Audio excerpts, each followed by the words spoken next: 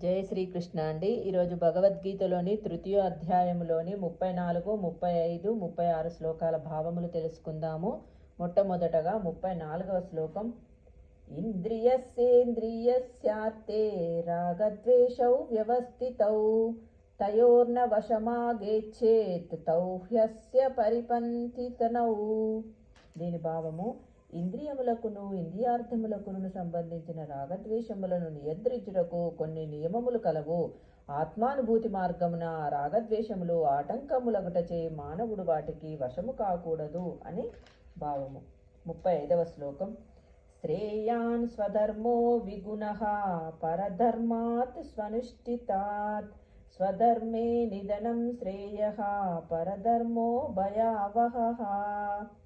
దీని భావము: పరధర్మమును చక్కగా నిర్వహించుట కంటెను గుణరహితమైనను స్వధర్మమును ఆచరించుట ఉత్తమం.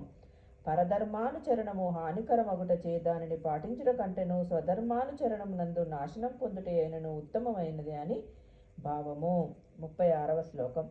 అర్జున ఉవాచ అతకేన ప్రయుక్తోయం పాపం చరతి పూరుషః అనిచ్చన్నపి వార్ష్ణేయా బలాధివ నియోజితః.